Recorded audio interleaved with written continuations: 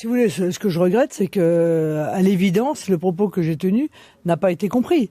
Parce que c'est un article et que par définition, dans un article, on colle des idées les unes à côté des autres et la relation qui est faite entre les deux a donné une image qui était une image erronée. Qu'est-ce que j'ai dit? J'ai dit, d'abord, je pense que la vision d'Éric Zemmour est une vision, en réalité, communautariste. C'est-à-dire que dans son esprit, je l'avais dit d'ailleurs, c'est le village d'Astérix. On se reconcentre sur nous. Or, moi, ça n'est pas la vision que j'ai. Je ne compare pas, encore une fois, Éric Zemmour et les islamistes non plus.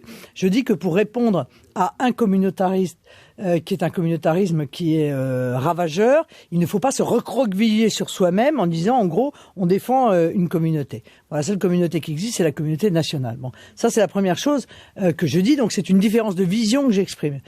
Puis, dans une autre phrase, je dis, je vois qu'Éric Zemmour, en réalité, ne maîtrise pas ce qui se passe chez lui. Il est un peu la victime, si vous voulez, de gens qui viennent en corps constitué pour pouvoir peser sur la ligne, sur sa ligne.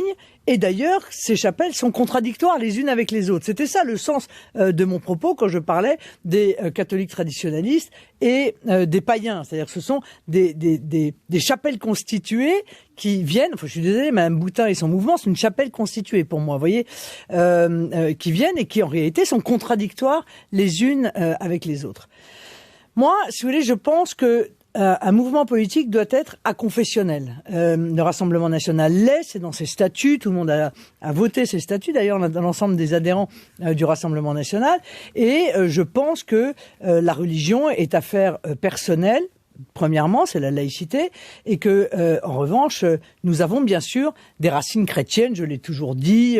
À l'époque où il était question d'une constitution européenne, j'avais participé à plaider pour que les racines chrétiennes de l'Europe soient dans la constitution européenne. Donc, évidemment, ceci ne me pose aucune difficulté. Mais je crois que c'est pas sain qu'il existe, encore une fois, à l'intérieur des mouvements politiques, en gros, des chapelles constituées telles que celle-là.